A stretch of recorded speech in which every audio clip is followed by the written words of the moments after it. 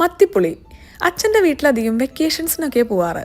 പോകുന്ന ദിവസം ഏകദേശം തീരുമാനമായി കഴിഞ്ഞാൽ ഞാൻ അച്ഛമ്മേനെ വിളിച്ചു പറയും, ഞാൻ വരുമ്പോക്ക് മത്തിപ്പുളി ഉണ്ടാക്കി വെക്കണേന്ന്.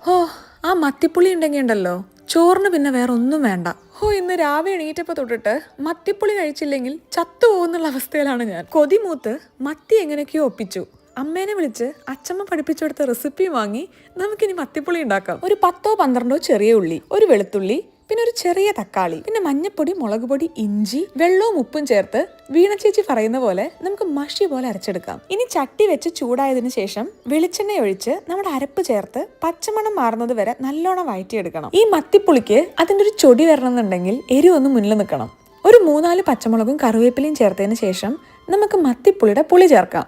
വാളംപുളിയാണ് കേട്ടോ നമ്മൾ ഉപയോഗിക്കുന്നത്. ഇനി ആവശ്യത്തിന് ഉപ്പ് ചേർത്ത് ഒന്ന് തിള പൊട്ടിയതിന് ശേഷം മത്തിയും കൂടെ ചേർത്ത് അടച്ചു വെച്ച് വേവിക്കാം. അച്ഛൻ്റെ വീട്ടിലെ തൊടി നിറയെ പയറുണ്ടായിരുന്നു.